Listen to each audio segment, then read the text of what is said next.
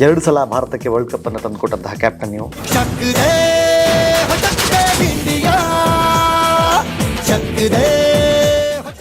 ನಮ್ಮ ಫ್ಯಾಮಿಲಿಯಲ್ಲಿ ಸುಮಾರು 16 ಜನರಿಗೆ ಕಣ್ ಕಾಣಿಸಲ್ಲ.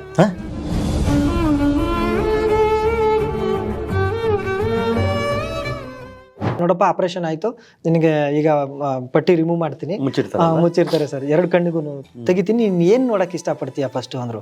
ನಾವು ಅಮ್ಮನ ಮುಖ ಹತ್ರದಿಂದ, ಅವರು ವೀಲ್ ಚೇರಲ್ಲಿ, ನಾನು ವೀಲ್ ಚೇರಲ್ಲಿ ಹತ್ರದಿಂದ ನೋಡಿದೆ ಸರ್. ಎಂತ ಮುಖ ಸರ್ ಅದು ಅಮ್ಮಂದು.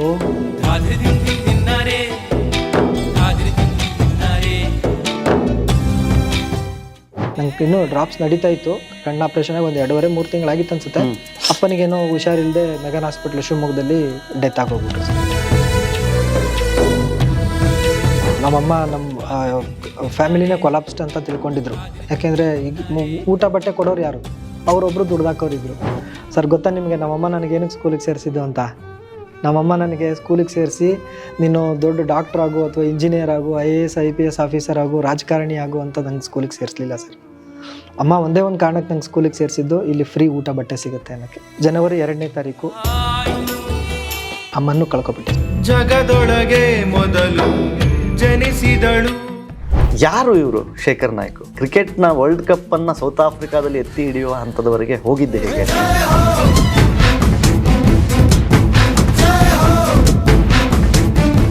ನ್ಯೂಸ್ ಪೇಪರಲ್ಲಿ, ಪ್ರಜಾವಾಣಿ ಪೇಪರಲ್ಲಿ ಬಂತು ಸರ್, ಶೇಖರ್ ನಾಯ್ಕ್ ಅವರು ಭಾರತ ಅಂಧರ ಕ್ರಿಕೆಟ್ ತಂಡದ ನಾಯಕರಾಗಿ ಸೆಲೆಕ್ಟ್ ಆಗಿದ್ದಾರೆ ಅಂತ. ಸೂಪರ್.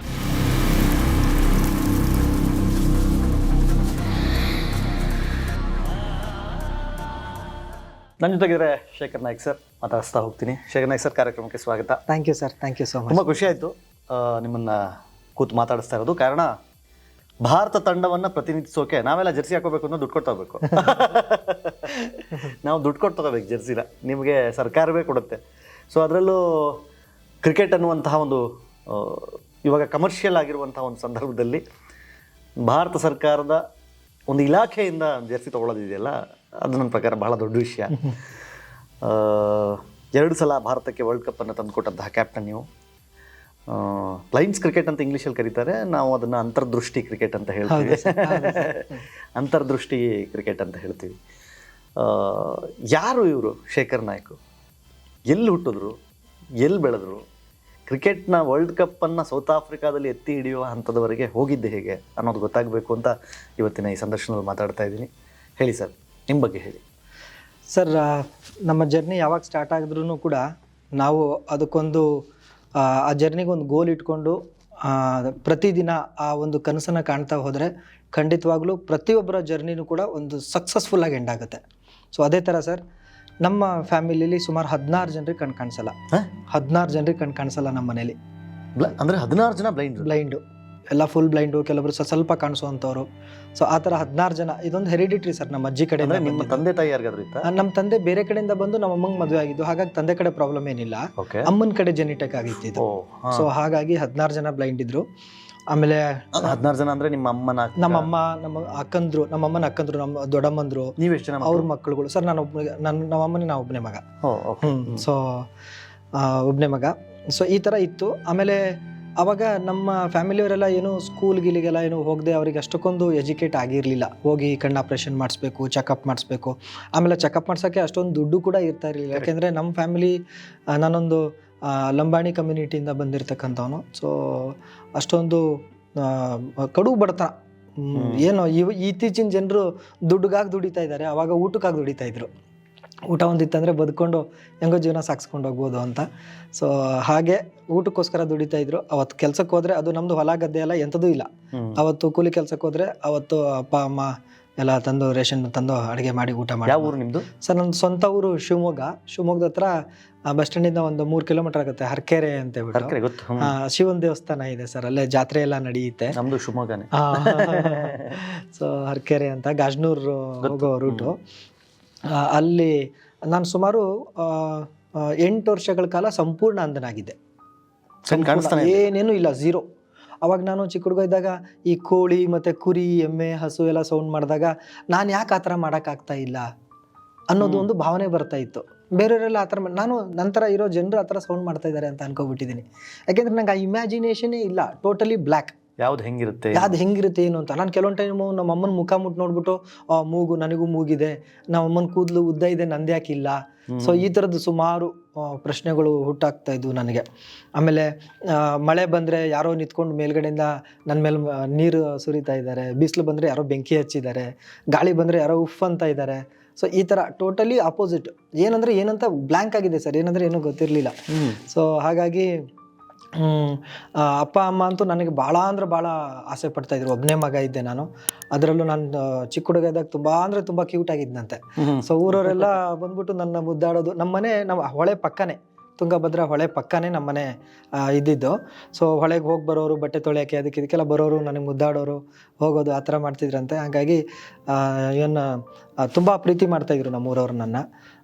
ಬಟ್ ಒಂದು ನೋವು ಏನಂತ ಅಂದರೆ, ನಾನು ಚಿಕ್ಕ ಹುಡುಗ ಇದ್ದಾಗ ಅಪ್ ಟು 7 ವರ್ಷದವರೆಗೂ ನನಗೆ ಯಾರೂ ಆಟ ಆಡೋಕ್ಕೆ ಕರ್ಕೋತಾ ಇರಲಿಲ್ಲ. ನನ್ನ ನೈಬರ್ ಫ್ರೆಂಡ್ಸ್ಗಳು, ಪಕ್ಕದ ಮನೆಯವರು ಆಟ ಆಡೋಕ್ಕೆ ಸೇರಿಸ್ಕೋತಾ ಇರಲಿಲ್ಲ. ಆಟಗಳಲ್ಲಿ ನಿಮ್ಮನ್ನು ಇನ್ವಾಲ್ವ್ ಮಾಡ್ಕೊಳಕ್ ಆಗ್ತಿರ್ಲಿಲ್ಲ. ಯಾಕೆಂದ್ರೆ ನಾನು ಅದ್ರ ಜೊತೆ ಕಾಂಪೀಟ್ ಮಾಡೋಕ್ಕಾಗಲ್ಲ. ಅವ್ರು ಕಳ್ಳ ಪೊಲೀಸ್ ಆಡೋರು, ಮರ್ಕೋತಿ ಆಟ ಆಡೋರು, ಆಮೇಲೆ ಸ್ಕೂಲ್ ಗ್ರೌಂಡಲ್ಲಿ ಹೋಗ್ಬಿಟ್ಟು ಕ್ರಿಕೆಟ್ ಆಡೋರು. ನನಗೇನು ಅವ್ರ ಜೊತೆ ಪಾರ್ಟಿಸಿಪೇಟ್ ಮಾಡೋಕ್ಕಾಗ್ತಿರ್ಲಿಲ್ಲ. ಹಾಗಾಗಿ ಅಮ್ಮ ತುಂಬ ಬೇಸರ ಮಾಡ್ಕೊತಾ ಅಮ್ಮನೂ ಫುಲ್ ಬ್ಲೈಂಡ್ ಇದ್ರು ಸರ್. ಅಪ್ಪ ಬೇರೆಯವ್ರ ಹೊಲದಲ್ಲಿ ಕೆಲ್ಸಕ್ಕೆ ಹೋಗ್ತಾಯಿದ್ರು.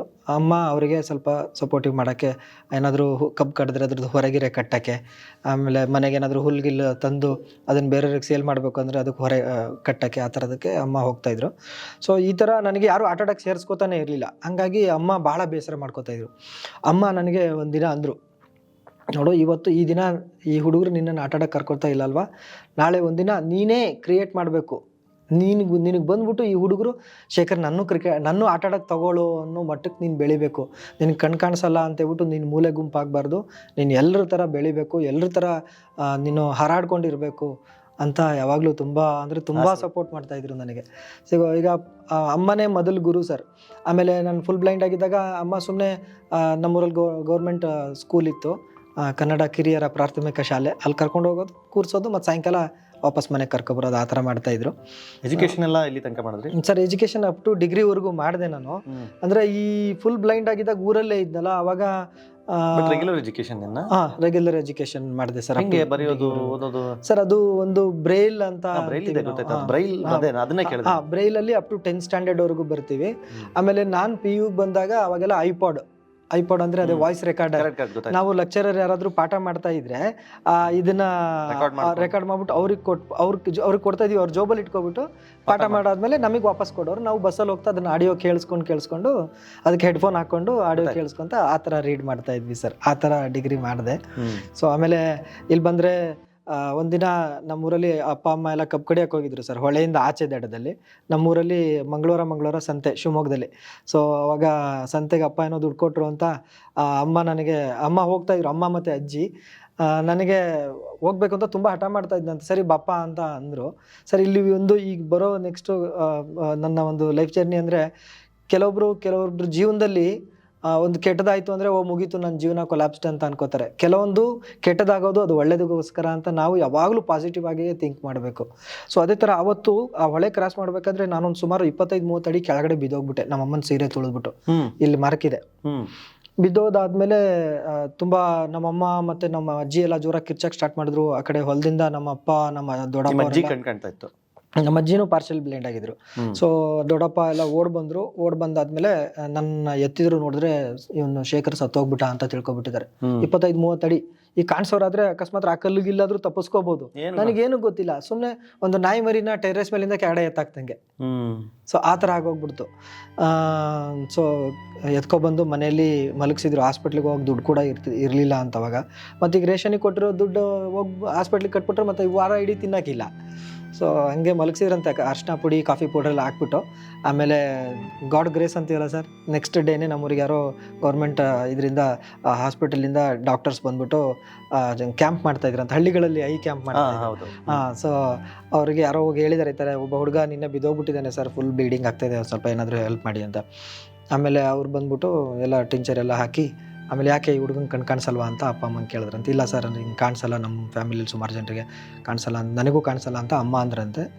ಕಣ್ಣು ಚೆಕ್ ಮಾಡಿ ಶೇಖರ್ಗೆ ಕ್ಯಾಟ್ರಾಕ್ಟ್ ರಿಮೂವ್ ಮಾಡಿದ್ರೆ ಸ್ವಲ್ಪ ಬ್ಲಡ್ ಸರ್ಕ್ಯುಲೇಷನ್ ಇದೆ ಬ್ರೈನ್ ಟು ಐ ಇದೆ. ಕ್ಯಾಟ್ರಾಕ್ಟ್ ಆದರೆ ಸ್ವಲ್ಪ ವಿಷನ್ ಮಟ್ಟಿಗೆ ಬರ್ಬೋದು, ಗ್ಯಾರಂಟಿ ಇಲ್ಲ. ಪಾರ್ಷಿಯಲಿ ಬರ್ಬೋದು, ಗ್ಯಾರಂಟಿ ಇಲ್ಲ ಅಂದ್ರಂತೆ. ಸರಿ ಅಂತ ಅವ್ರು ಕಾರ್ಡ್ ಕೊಟ್ಬಿಟ್ಟು ಹೋದ್ರಂತೆ. ಅವಾಗ ಅಲ್ಲಿಂದ ಬೆಂಗಳೂರಿಗೆ ಬರಬೇಕು, ಅವ್ರಿಗೇನು ಗೊತ್ತಿಲ್ಲ, ಎಂಥದ್ದು ಇಲ್ಲ, ಅಪ್ಪನೂ ಏನೂ ಓದಿಲ್ಲ.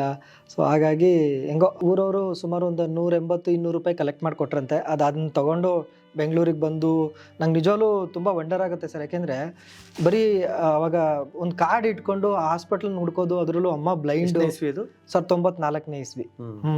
ಅವಾಗ ಅಷ್ಟೊಂದೆಲ್ಲ ಮೆಜೆಸ್ಟಿಕಲ್ಲೆಲ್ಲ ಅಷ್ಟೊಂದೆಲ್ಲ ಏನೋ ಡೆವಲಪ್ಮೆಂಟು ಎಂಥದ್ದು ಇರಲಿಲ್ಲ. ಓಲಾ ಊಬರ್ ಇಲ್ಲ. ಹೌದು ಸರ್, ಈಗ ಓಲಾ ಊಬರ್ ಜಮಾನ ಇದೆ. ಅವಾಗೆಲ್ಲ ಸೈಕಲ್ಲು, ಆಮೇಲೆ ಆಟೋ ರಿಕ್ಷಾಗಳು, ಬಸ್ಸುಗಳು. ಸೊ ಆ ಥರ ಹೆಂಗೆ ಹುಡ್ಕೊಂಡು ಹೋಗಿ ನಮ್ಮಮ್ಮ ನಂಗೆ ಹಾಸ್ಪಿಟ್ಲಿಗೆ ಸೇರಿಸಿದ್ರು. ನಿಜವಲ್ಲೂ ತುಂಬ ಅಂದರೆ ತುಂಬ ಆಗುತ್ತೆ ಸರ್. ಮೋಸ್ಟ್ಲಿ ದೇವ್ರಿಗೆ ಗೊತ್ತಿತ್ತು ಅನ್ಸುತ್ತೆ ಇವನ ಕೈಯಲ್ಲಿ ನಾನು ಏನೋ ಮಾಡಿಸ್ಬೇಕು ಅಂತ. ಅದಕ್ಕೆ ಆವಾಗ ನಮ್ಮಮ್ಮನಿಗೆ ದೇವರೇ ದಾರಿ ತೋರಿಸ್ಕೊಟ್ಟಿದ್ದೇನೆ ಸರ್. ಸೊ ಹಂಗಾಗಿ ಆಮೇಲೆ ಆಪ್ರೇಷನ್ ಆಯ್ತಂತೆ ಸರ್. ಆಪ್ರೇಷನ್ ಆದಮೇಲೆ ನನಗೆ ಕೇಳಿದ್ರು ಸರ್ ಡಾಕ್ಟ್ರು, ನೀವು ಫಸ್ಟು ನಿನ್ಗೆ ನೋಡಪ್ಪ ಆಪ್ರೇಷನ್ ಆಯಿತು, ನಿನಗೆ ಈಗ ಪಟ್ಟಿ ರಿಮೂವ್ ಮಾಡ್ತೀನಿ, ಮುಚ್ಚಿರ್ತಾರೆ ಸರ್, 2 ಕಣ್ಣಿಗೂ ತೆಗಿತೀನಿ, ನೀನು ಏನು ನೋಡೋಕೆ ಇಷ್ಟಪಡ್ತೀಯ ಫಸ್ಟು ಅಂದರು. ಸರ್ ನನಗೆ ಗೊತ್ತಿಲ್ಲದೆ ನನ್ನ ಬಾಯಲ್ಲೇ ಬಂತು ಸರ್, ನಮ್ಮಮ್ಮನ ಮುಖ ನೋಡಬೇಕು ಅಂತ ನಾನು. ಸೊ ನಮ್ಮಮ್ಮನಿಗೂ ಆಪ್ರೇಷನ್ ಆಗಿತ್ತು, ನಮ್ಮಮ್ಮಂಗೂ ಒಂಚೂರು ವಿಷನ್ ಬಂದಿತ್ತು. ಇಬ್ರಿಗೂ ಒಟ್ಟಿಗೆ ಪಟ್ಟಿ ರಿಮೂವ್ ಮಾಡಿದ್ರು ಸರ್. ನಮ್ಮಮ್ಮನ ಮುಖ ಹತ್ತಿರದಿಂದ, ಅವರು ವೀಲ್ಚೇರಲ್ಲಿ, ನಾನು ವೀಲ್ಚೇರಲ್ಲಿ, ಹತ್ತಿರದಿಂದ ನೋಡಿದೆ ಸರ್. ಎಂಥ ಮುಖ ಸರ್ ಅದು ಅಮ್ಮಂದು, ಎಂಥ ಹೊಳಿತಾ ಇರೋ ಮುಖ, ಎಷ್ಟು ತೇಜಸ್ಸಾಗಿತ್ತು ಅಂದರೆ ನಂಗೆ ಇವಾಗಲೂ ಕೂಡ ಕೆಲವೊಂದು ಟೈಮು ನಿದ್ರೆಯಿಂದ ಎದ್ದಾಗ ಆ ಅಮ್ಮನ ಮುಖನೇ ಒಂಥರ ಕಣ್ಣು ಮುಂದೆನೇ ಬರೋಂಗಾಗತ್ತೆ ಸರ್. ಅಷ್ಟು ಒಂದು ತೇಜಸ್ ಮುಖ ಸರ್ ಅದು. ಅಮ್ಮನಿಗಿರೋ ಸ್ಥಾನ ಜಗತ್ತಲ್ಲಿ ಇನ್ಯಾರಿಗೂ ಇಲ್ಲಲ್ಲ ಸರ್. ಆಮೇಲೆ ಆಪ್ರೇಷನ್ ಎಲ್ಲ ಆಯಿತು. ಆಮೇಲೆ ಊರಿಗೆ ಅಂದರೆ ಆಮೇಲೆ ಪಾರ್ಷಿಯಲಿ ಕಾಣಕ್ಕೆ ಹಾಂ ಸರ್ ಒಂದು 30%, 25-30% ಅಷ್ಟು ವಿಷನ್. ಕತ್ಲಲ್ಲಿ ತುಂಬ ಸಮಸ್ಯೆ. ಹಾಂ ಸರ್, ನಾನು ಆಚೆ ಆದರೆ ಒಬ್ಬನೇ ಎಲ್ಲ ಓಡಾಡ್ಕೋತೀನಿ. ಈ ಥರ ಸ್ವಲ್ಪ ಕತ್ಲೆ ಆ ಥರದ್ದಿದ್ರೆ, ಈಗ ನಮ್ಮ ಮನೆ ಆದರೆ ನನಗೆ ಎಲ್ಲೆಲ್ಲಿ ಏನೇನಿದೆ ಅಂತ ಎಲ್ಲ ಗೊತ್ತಾಗ್ಬಿಡುತ್ತೆ. ಸೊ ಹೊಸ ಜಾಗಕ್ಕೆ ಬಂದಾಗ ಸ್ವಲ್ಪ ಅಡ್ಜಸ್ಟ್ ಆಗೋಕ್ಕೆ ಸ್ವಲ್ಪ ಕಷ್ಟ ಆಗುತ್ತೆ. ಸೊ ಹಾಗಾಗಿ ಮತ್ತೆ ವಾಪಸ್ ಊರಿಗೆ ಬಂದಾದ್ಮೇಲೆ ನಮ್ಮ ಅಪ್ಪ ನಂಗೆ ಎಲ್ಲ ತೋರಿಸಿದ್ರು ಸರ್. ನಂಗೆ ಏನೇನು ಕನ್ಫ್ಯೂಸ್ ಇತ್ತು, ಇದು ಕೋಳಿ, ಇದು ಹಸು, ಎಮ್ಮೆ, ಈ ಗಾಳಿ ಹಿಂಗೆ ಬರುತ್ತೆ, ನಮ್ಮ ಮನೆ ಲಾಸ್ಟಲ್ಲಿ ಇರೋದ್ರಿಂದ ಹೊಳೆಯಿಂದ ಜೋರ ಗಾಳಿ ಬೀಸುತ್ತೆ, ಮಳೆ ಬರುತ್ತೆ, ಬಿಸಿಲು, ಸೂರ್ಯ ಎಲ್ಲ ತೋರಿಸಿದ್ರು ಸರ್. 8ನೇ ವರ್ಷದಲ್ಲಿ ನಿಮ್ಗೆ ಅವೆಲ್ಲ ಹೌದು ಸರ್, ಹೊಸ ಅನುಭವ. ನಂಗೆ ಎಷ್ಟು ಕಣ್ಬಿಟ್ಟಂಗೆ ಆಯ್ತು ಸರ್ ಅವಾಗ. ಸರ್ ಆದ್ರೂ ಏನು ಕ್ಲಿಯರ್ ಆಗಿ ಕಾಣ್ತಾ ಇರಲಿಲ್ಲ ಸರ್? ಇಲ್ಲ, ಬ್ಲರ್ ಇತ್ತು. ಬಟ್ ನಾನು ಕಲ್ಲರು ಅದೆಲ್ಲ ಗುರುತಿಸಬಲ್ಲೆ. ಅಂದ್ರೆ ನಂಗೆ ಯಾವ ಕಲರ್ಗೆ ಏನು ಹೆಸರು ಅಂತ ಗೊತ್ತಿಲ್ವಲ್ಲ. ಹಸಿರು ಅಂದ್ರೆ ಹಿಂಗಿರುತ್ತೆ, ಕಪ್ಪು ಅಂದ್ರೆ ಹಿಂಗಿರುತ್ತೆ, ರೆಡ್, ಬ್ಲಾಕ್, ವೈಟ್, ಇದೆಲ್ಲ ಏನೂ ಗೊತ್ತಿರಲಿಲ್ಲ. ಸೊ ಆಮೇಲೆ ಎಲ್ಲ ಒಂದು ಕಡೆಯಿಂದ ಟೀಚ್ ಮಾಡ್ಕೊತ ಬಂದರು ಅಪ್ಪ ಅಮ್ಮ ಇಬ್ರು. ಸರ್ ದೊಡ್ಡ ಒಂದು ಆಘಾತ ನಡೀತು ಸರ್ ನಮ್ಮ ಫ್ಯಾಮಿಲಿಲಿ. ನಂಗೆ ಇನ್ನೂ ಡ್ರಾಪ್ಸ್ ನಡೀತಾ ಇತ್ತು. ಕಣ್ಣು ಆಪ್ರೇಷನ್ ಆಗಿ ಒಂದು 2.5-3 ತಿಂಗಳಾಗಿತ್ತು ಅನ್ಸುತ್ತೆ. ಅಪ್ಪನಿಗೇನೋ ಹುಷಾರಿಲ್ಲದೆ ಮೆಗನ್ ಹಾಸ್ಪಿಟ್ಲ್ ಶಿವಮೊಗ್ಗದಲ್ಲಿ ಡೆತ್ ಆಗೋಗ್ಬಿಟ್ರು ಸರ್. ಇದಕ್ಕಿದ್ದಂಗೆ ಡೆತ್ ಆಗೋಗ್ಬಿಟ್ರು. ಆಮೇಲೆ ನಮ್ಮಮ್ಮ ನಮ್ಮ ಫ್ಯಾಮಿಲಿನೇ ಕೊಲಾಪ್ಸ್ಡ್ ಅಂತ ತಿಳ್ಕೊಂಡಿದ್ರು. ಯಾಕೆಂದರೆ ಈಗ ಊಟ ಬಟ್ಟೆ ಕೊಡೋರು ಯಾರು? ಅವರೊಬ್ಬರು ದುಡ್ದಾಕೋರಿದ್ರು. ಸೊ ಅವರು ತೀರ್ಕೊಂಡ್ರು. ಮಣ್ಣೆಲ್ಲ ಮಾಡಿ ಬಂದ್ವಿ. ಆಮೇಲೆ ಹಿಂಗೆ ಒಂದು 3-4 ತಿಂಗಳು ಕಳೀತು ಸರ್. ನಮ್ಮಪ್ಪ ಅಕ್ಟೋಬರ್ 17ನೇ ತಾರೀಕು 1994ನೇ ಇಸ್ವಿಯಲ್ಲಿ ತೀರ್ಕೊಂಡಿದ್ದು. ಅದೇ ವರ್ಷ ಆಗಿದ್ದ ವರ್ಷನೇ. ನನಗೊಂದು ಜುಲೈಲಿ ಆಗಿತ್ತು ಅನ್ಸುತ್ತೆ ಆಪ್ರೇಷನ್. ಸೊ ಅಪ್ಪ ತೀರ್ಕೊಂಡ್ಮೇಲೆ ಅಮ್ಮ ಹಂಗೂ ಒಂದು ವರ್ಷ ತಳೆದ್ರು ಜೀವನಾನ. ಅಂದರೆ ನಮ್ಮ ದೊಡ್ಡಪ್ಪ, ನಮ್ಮ ದೊಡ್ಡಮ್ಮಂದರು, ನಮ್ಮ ಅತ್ತೆ ಮಾವಂದರು, ನಮ್ಮ ಅಜ್ಜಿ ಅಜ್ಜ ಅವರೆಲ್ಲ ಯಾರು ಒಂದು ಹೊತ್ತು ಊಟ ಕೊಡೋರಂತೆ. ಆಮೇಲೆ ಸರ್ ನಮ್ಮಪ್ಪ ನಮ್ಮಮ್ಮ ಮದುವೆ ಆದಾಗ ಅವ್ರಿಗೆ ಮನೆ ಜಾಗ ಇಲ್ಲದೇನೆ ನಮ್ಮ ದೊಡ್ಡಪ್ಪ ಅವರು ಅವ್ರಿಗೆ ಜಾಗ ಕೊಟ್ಟಂದ್ರೆ ಹಸು ಕೊಟ್ಟಿಗೆ ಇತ್ತಂತೆ. ಹಸು ಎಲ್ಲ ಮಾರಿದ್ರು ಅಂತ ಕೊಟ್ಟಿಗೆಯಲ್ಲಿ ಇರೋಕೆ ಕೊಟ್ಟಿದ್ರಂತ. ಆ ಕೊಟ್ಟಿಗೆನೇ ಸ್ವಲ್ಪ ಚೆನ್ನಾಗಿ ಮನೆ ಥರ ಕಟ್ಕೊಂಡಿದ್ರು. ಇವಾಗ ಅಪ್ಪ ಅಮ್ಮ ತೀರ್ಕೊಂಡ್ಮೇಲೆ ಅದನ್ನೆಲ್ಲ ಅವರು ವಾಪಸ್ ಇಸ್ಕೊಬಿಟ್ರು, ನಮ್ಮ ಮಕ್ಳಿಗೆ ಬೇಕು ಕೊಡು ಅಂತ ಹೇಳ್ಬಿಟ್ಟು. ಸೊ ಹಂಗಾಗಿ ಒಂದು ನೆಲೆನೇ ಇಲ್ಲ ನಂಗೆ ಶಿವಮೊಗ್ಗದಲ್ಲಿ. ಇವಾಗ ಶಿವಮೊಗ್ಗದಲ್ಲೇ ಹುಟ್ಟು ಬೆಳೆದವನಾದರೂ ಕೂಡ. ಆಮೇಲೆ ಅಮ್ಮನಿಗೆ ಈ ಥರ ನಾನು ನಾರ್ಮಲ್ ಗೌರ್ಮೆಂಟ್ ಸ್ಕೂಲಿಗೆ ಹೋಗಿ ಬರ್ತಾ ಇದ್ನಲ್ಲ, ಅವ್ರು ಟೀಚರ್ ಅಂದರು, ನೋಡಿ ಇದೆ ಅಲ್ಲೊಂದು ಸ್ಪೆಷಲ್ ಸ್ಕೂಲ್ ಇದೆ, ಬ್ಲೈಂಡ್ ಸ್ಕೂಲು, ಶೇಖರ್ಗೆ ಕರ್ಕೊಂಡೋಗಿ ಸೇರಿಸಿ. ಶೇಖರ್ಗೆ ಇಲ್ಲೆಲ್ಲ ಬೋರ್ಡ್ ಗೀಡೆಲ್ಲ ಕಾಣಿಸಲ್ಲ, ಇವನು ಇದ್ರೆ ದಡ್ಡ ಆಗಿಬಿಡ್ತಾನೆ, ಏನೂ ಓದೋಕ್ಕಾಗಲ್ಲ, ಏನೂ ಲೋಕಜ್ಞಾನ ಬರಲ್ಲ ಅಂತ. ಆಮೇಲೆ ಅಮ್ಮ ಡಿಸೈಡ್ ಮಾಡಿಕೊಂಡ್ರು ಸರ್ ಸ್ಕೂಲಿಗೆ ಸೇರಿಸ್ಬೇಕು ಅಂತ. ಸರ್ ಗೊತ್ತಾ ನಿಮಗೆ ನಮ್ಮಮ್ಮ ನನಗೇನಕ್ಕೆ ಸ್ಕೂಲಿಗೆ ಸೇರಿಸಿದ್ದು ಅಂತ? ನಮ್ಮಮ್ಮ ನನಗೆ ಸ್ಕೂಲಿಗೆ ಸೇರಿಸಿ ನೀನು ದೊಡ್ಡ ಡಾಕ್ಟರ್ ಆಗು ಅಥವಾ ಇಂಜಿನಿಯರ್ ಆಗು, IAS IPS ಆಫೀಸರ್ ಆಗು, ರಾಜಕಾರಣಿ ಆಗು ಅಂತ ನಂಗೆ ಸ್ಕೂಲಿಗೆ ಸೇರಿಸಲಿಲ್ಲ ಸರ್. ಅಮ್ಮ ಒಂದೇ ಒಂದು ಕಾರಣಕ್ಕೆ ನಂಗೆ ಸ್ಕೂಲಿಗೆ ಸೇರಿಸಿದ್ದು, ಇಲ್ಲಿ ಫ್ರೀ ಊಟ ಬಟ್ಟೆ ಸಿಗುತ್ತೆ ಅನ್ನೋಕ್ಕೆ. ಸೊ ಸ್ಕೂಲಿಗೆ ಸೇರಿಸಿದ್ರು. ಸ್ಕೂಲಿಗೆ ಸೇರಿಸಾದ್ಮೇಲೆ 95ನೇ ಇಸ್ವಿ ಸರ್. ನನಗೆ 9 ವರ್ಷ ನಾನು 1ನೇ ಕ್ಲಾಸು ಸರ್, 95ನೇ ಇಸ್ವಿ. ಯೂಶಲಿ 6th ಇರಬೇಕು. ಹಾಂ, ನನಗೆ 9 ವರ್ಷ, ನಾನು 1ನೇ ಕ್ಲಾಸು. 6 ವರ್ಷಕ್ಕೆ 1ನೇ ಕ್ಲಾಸ್ ಇರಬೇಕು, ನೀವು 3 ವರ್ಷ ಡಿಲೇ. ಹೌದು. ಸೊ ಅಮ್ಮ ಸೇರಿಸಿದ್ರು. ಅದಾದಮೇಲೆ ಅಲ್ಲಿ Braille. Braille school, blind school. ನಮ್ಮ ಮನೆಯಿಂದ ಸ್ಕೂಲು ಹೆಚ್ಚು ಕಮ್ಮಿ 4 ಕಿಲೋಮೀಟರ್ ಆಗುತ್ತೆ ಸರ್. ಬಟ್ ಅವಾಗ ₹2 ಬಸ್ ಚಾರ್ಜು. ನಾನು 1ನೇ ಕ್ಲಾಸ್ 2ನೇ ಕ್ಲಾಸ್ ಇದ್ದಾಗ ಅಮ್ಮ ₹2 ಮನೆ ಅರಕೆರೆಯಿಂದ ಶಿವಮೊಗ್ಗಕ್ಕೆ ₹2, ಶಿವಮೊಗ್ಗದಿಂದ ಗೋಪಾಳಕ್ಕೆ ₹2, ₹4. ಹೋಗ್ತಾ ಬರ್ತಾ ₹8. ಈ ₹8 ಉಳಿಸೋಗೋಸ್ಕರ ನಮ್ಮಮ್ಮ ಮನೆಯಿಂದ ಸ್ಕೂಲ್ವರೆಗೂ ನಡ್ಕೊಂಡು ಬಂದು 4 ಪ್ಯಾಕೆಟ್ ಪಾರ್ಲೇಜಿ ಬಿಸ್ಕೆಟ್ ಕೊಟ್ಟೋಗ್ತಾ ಇದ್ರು ಸರ್, ಮತ್ತೆ ವಾಪಸ್ ನಡ್ಕೊಂಡು.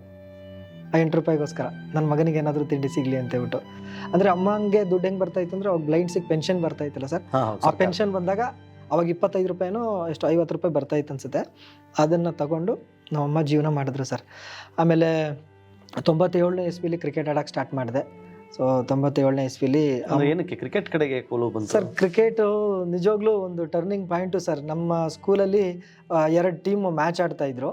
ನಾನು ಓದಿದ್ದು ಶ್ರೀ ಶಾರದಾದೇವಿ ಅಂಧರ ವಿಕಾಸ ಕೇಂದ್ರ ಅಂತ, ಎಸ್ಪೆಷಲಿ ಬ್ಲೈಂಡ್ಗೆ ಇರ್ತಕ್ಕಂತಹ ಒಂದು ಸ್ಕೂಲ್ ಅದು. ಸೊ ಅದು ಪದ್ಮನಾಭನ್ ಸರ್ ಅಂತ 1986ರಲ್ಲಿ ಸ್ಟಾರ್ಟ್ ಮಾಡಿದಂಥ ಸ್ಕೂಲು. ಅವರು 94ರಲ್ಲಿ ಅವರು ಕೂಡ ಆಕ್ಸಿಡೆಂಟಲ್ಲಿ ತೀರ್ಕೊಂಡಿದ್ರು. ಅದಾದ್ಮೇಲೆ ನೀವು ಆ ಸ್ಕೂಲಿಗೆ ಹೋಗಿ? ಅವ್ರು ಅದಾದಮೇಲೆ ನೆಕ್ಸ್ಟ್ ಇಯರೇನೆ ನಾನು ಸ್ಕೂಲಿಗೆ ಜಾಯ್ನ್ ಆಗಿದ್ದು. ಸೊ ಸರ್ ಮ್ಯಾಚ್ ನಡೀತಾ ಇತ್ತು. ಮಿಡ್ಲ್ ಸ್ಕೂಲ್ ಟೀಮಲ್ಲಿ ಒಂದು 2 ಪ್ಲೇಯರ್ಸ್ ಕಮ್ಮಿ ಇದ್ದರು. ಅವರು ಶೇಖರ್ ನನಗೆ ನಮ್ಮ ಟೀಮಲ್ಲಿ ಆಡಬಾರೋ ಅಂತ ಅಂದರು. ನನಗೆ ಗೊತ್ತಿಲ್ಲ ಕ್ರಿಕೆಟ್ ಹೆಂಗೆ ಆಡೋದು ಅಂತ. ಅದಕ್ಕೆ ಅವನು ಆಪೋಸಿಟ್ ಟೀಮ್ ಅನ್ನೋದು ಬರುತ್ತೆ ಕಣೋ, ಬಾಲ್ ಹಿಡ್ಕೊಂಡು ಬಿಸಾಕೋದು, ಆಮೇಲೆ ಅವ್ನು ಬಾಲ್ ಬ್ಯಾಟಿಂಗ್ ಹೋದಾಗ ಅವ್ನು ಬಾಲ್ ಹಾಕ್ತಾನೆ, ಹೊಡೆದ್ಬಿಟ್ಟು ಓಡೋದು, ಇಷ್ಟೇ ಹೇಳಿದೆ ಸರ್ ನನಗೆ. ಆಮೇಲೆ ಹೆಂಗೋ ಆಡ್ತಾ ಆ ಮ್ಯಾಚಲ್ಲಿ ಹೈಸ್ಕೂಲ್ ಅವರೇನೋ ಎಷ್ಟು 5 ಓವರಿಗೆ 48, 50, 60 ಎಷ್ಟೋ ಮಾಡಿದ್ರು ಅನ್ಸುತ್ತೆ ಸರ್. ಆಮೇಲೆ ನಮ್ಮ ಸೆಕೆಂಡ್ ಬ್ಯಾಟಿಂಗ್ ಇದ್ದಾಗ ಆಲ್ರೆಡಿ 5-6 ವಿಕೆಟ್ ಬಿದ್ದೋಗ್ಬಿಟ್ಟಿತ್ತು. ನೆಕ್ಸ್ಟ್ ನನಗೆ ಬ್ಯಾಟಿಂಗ್ ಹೋಗು ಅಂತ ಅಂದರು. ನಾನು ಹೋಗ್ಬಿಟ್ಟು ನಾಟ್ ಔಟಲ್ಲಿ ಆ ಮ್ಯಾಚ್ನ ಗೆಲ್ಸ್ಕೊಂಬಂದ್ಬಿಟ್ಟೆ. ಆವಾಗ ಅವರು PT ಸರ್ಗೆ ಮಾರನೇ ದಿನ ಕ್ಲಾಸ್ ಪ್ರೇಯರ್ ನಡಿಬೇಕಾರೆ, ಸರ್ ನಾವು ಗೆದ್ಬಿಟ್ವಿ ಸರ್ ಮ್ಯಾಚು ನಿನ್ನೆ ಸಾಯಂಕಾಲ, ಶೇಖರ್ ಹೊಡೆದು ಬಿಸಾಕ್ಬಿಟ್ಟ ಸರ್ ಅವ್ರಿಗೆ ಅಂತ. ಆಮೇಲೆ ಹೌದಾ ಹೆಂಗೋ ಅಂತ ಅಂದರೆ ಅವಾಗ ಎಲ್ಲ ಹೇಳಿದ್ರು ಹಿಂಗೆ ಆಗಿದ್ದು ಸರ್ ಅಂತ. ಅವಾಗ ಸರ್ ಕ್ರಿಕೆಟ್ ಆಡ್ತೀಯಾ ಅಂತ ಅಂದರು. ಇಲ್ಲ ಸರ್ ಅದರಲ್ಲಿ ಏಟಾಗುತ್ತೆ ಬಾಲು, ನನಗೆ ಅದಕ್ಕೆ ಭಯ ಆಗುತ್ತೆ, ನಾನು ಆಡಲ್ಲ ಸರ್ ಅಂತ. ಆಮೇಲೆ ಆಡು ಅಂತ ಹಂಗೆಲ್ಲ ತೋರಿಸಿ ಆಮೇಲೆ ಕ್ರಿಕೆಟ್ ಟ್ರೈನಿಂಗ್ ಕೊಡೋಕ್ಕೆ ಸ್ಟಾರ್ಟ್ ಮಾಡಿದ್ರು. ಆಮೇಲೆ ನಾನು ಬೌಲಿಂಗ್ ಎಲ್ಲ ನಿಂತಾಗ ಅಂದರೆ ಒಂದು 5-6 ತಿಂಗಳು ಆಯಿತು. ಬೌಲಿಂಗ್ ಎಲ್ಲ ಚೆನ್ನಾಗಿ ಮಾಡ್ತಾ ಇದ್ದೆ. ಬಟ್ ನಮ್ಮ ಸರು ಅಂಪೈರಿಂಗ್ ಮಾಡೋಕ್ಕೆ ಬರೋರು, ಸುರೇಶ್ ಸರು, ಕೈಯಲ್ಲಿ ಕೇಬಲ್ ಇರೋದು ಕೋಲು. ನಾನು I am A very good bowler, but ಆ ಕೇಬಲ್ ನೋಡ್ಬಿಟ್ಟೆ ವೈಡ್ ಹೋಗ್ತಾ ಇದ್ದೆ. ಆಮೇಲೆ ಗುಡ್ ಬ್ಯಾಟ್ಸ್ಮನ್, ಆ ಕೇಬಲ್ನ ಆ ಕೋಲ್ ನೋಡ್ಬಿಟ್ಟೇನೆ ಬೇಗ ಬೋಲ್ಡ್ ಆಗೋಗ್ಬಿಡ್ತು. ಅಂದರೆ ಒಂಥರ ಭಯ ಆಗ್ತಾ ಇತ್ತು. ಸೊ ಆ ಥರ ಮಾಡಿದೆ. ಆಮೇಲೆ ನೆಕ್ಸ್ಟ್ ಬೇಸಿಗೆ ರಜಕ್ಕೆ ಹೋದಾಗ ಅಮ್ಮಂಗೆ ಹೇಳಿದೆ, ಅಮ್ಮ ನಾನು ಈ ಥರ ಕ್ರಿಕೆಟ್ ಆಡ್ತಿದ್ದೀನಿ ಅಮ್ಮ ಅಂತ. ಅಮ್ಮಂಗೆ ಕ್ರಿಕೆಟ್ ಅಂದರೆ ಏನಂತಾನೆ ಗೊತ್ತಿಲ್ಲ. ಆದರೂ ಕೂಡ ಅಮ್ಮ ಒಂದೇ ಒಂದು ಮಾತು ಹೇಳಿದ್ರು ಸರ್. ಕೆಲವೊಬ್ರು ಹೇಳೋದನ್ನು ನಾವು ಹೃದಯದ ಆಳಕ್ಕೆ ತೊಗೊಂಡ್ರೆ ನಾವು ಗ್ಯಾರಂಟಿ ಸಕ್ಸಸ್ಫುಲ್ ಪರ್ಸನ್ ಆಗ್ತೀವಿ ಸರ್. ಕೆಲವೊಬ್ರನ್ನ ಹೇಳಿದ್ನ ನಾವು ಆ ಟೈಮಲ್ಲಿ ನೆಟ್ಟಿಗೆ ಕೇಳದೆ ಉಡಾಫೆ ಮಾಡಿದ್ರೆ ಜೀವನ ಅಷ್ಟು ಸಕ್ಸಸ್ ಆಗಲ್ಲ ಸರ್. ಅಮ್ಮ ಅವತ್ತಂದ್ರು, ನೀನು ಇದರಲ್ಲೇ ಏನಾದರೂ ಸಾಧನೆ ಮಾಡಬೇಕು. ಅಮ್ಮ ಹೇಳಿದ ಲೆಕ್ಕಾಚಾರ ಬೇರೆ. ಆ ಊರಲ್ಲಿ ಹುಡುಗರು ನನಗೆ ಆಟಾಡಕ್ಕೆ ಸೇರಿಸ್ಕೊತಾ ಇರಲಿಲ್ಲಲ್ಲ, ಆ ಬೇಜಾರಕ್ಕೆ ಅಮ್ಮ ನಾಳೆ ಒಂದಿನ ಈ ಹುಡುಗರು ಬಂದ್ಬಿಟ್ಟು ನಿನ್ನನ್ನು ಕೇಳಬೇಕು ಅಂತ ಅಂದ್ರಲ್ಲ, ಆ ಲೆಕ್ಕದಲ್ಲಿ ಅಮ್ಮ ನನಗೆ ನೀನು ಇದರಲ್ಲೇ ಏನಾದರೂ ಸಾಧನೆ ಮಾಡಬೇಕು, ಇದರಲ್ಲೇ ಬೆಳಿಬೇಕು, ಎಲ್ಲರೂ ನಿನ್ನನ್ನು ಗುರುತಿಸೋ ಥರ ಆಗಬೇಕು ಅಂತ ಅಂದರು. ಸರಿ ಅಮ್ಮ, ಥ್ಯಾಂಕ್ಸ್ ಅಮ್ಮ ಅಂತ ಹೇಳ್ಬಿಟ್ಟು ಆಮೇಲೆ ಮತ್ತೆ ಓದಕ್ಕೆ ಸ್ಟಾರ್ಟ್ ಮಾಡಿದೆ ಸರ್. 98ನೇ ಇಸ್ವಿ ಜನವರಿ 2ನೇ ತಾರೀಕು ಅಮ್ಮನ್ನು ಕಳ್ಕೊಬಿಟ್ಟೆ ಸರ್.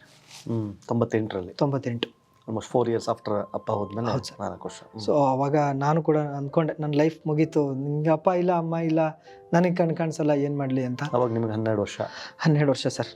ನಿಜವಾಗ್ಲೂ ಎಷ್ಟು ಬೇಜಾರಾಯಿತು ಅಂದರೆ ಅಮ್ಮ ತೀರ್ಕೊಂಡಿದ್ದು. ಕೆಲವೊಂದು ಟೈಮ್ ನಾನು ಸ್ಕೂಲಲ್ಲೇ ಮತ್ತೆ ಅಮ್ಮ ಎಲ್ಲ ತೀರ್ಕೊಂಡು ಆದಮೇಲೆ ಹಾಸ್ಟೆಲಿಗೆ ಬಂದ್ಬಿಟ್ಟು ಬಾತ್ರೂಮ್ ಒಳಗಡೆ ಡೋರ್ ಹಾಕೊಂಡು ಗೋಡೆಗೆಲ್ಲ ಒದಿತಾ ಇದ್ದೆ ಸರ್. ಎಲ್ಲರ ಅಪ್ಪ ಅಮ್ಮ ಬರೋರು ಸರ್ ಬೇಸಿಗೆ ರಜದಲ್ಲಿ, ಎಲ್ಲ ಮಕ್ಕಳನ್ನ ಕರ್ಕೊಂಡು ಹೋಗೋರು. ನಾನು ಮಾತ್ರ ಸ್ಕೂಲಲ್ಲಿ ಯಾರೂ ಕರ್ಕೊಂಡು ಹೋಗಕ್ಕೆ ಬರ್ತಾ ಇರಲಿಲ್ಲ.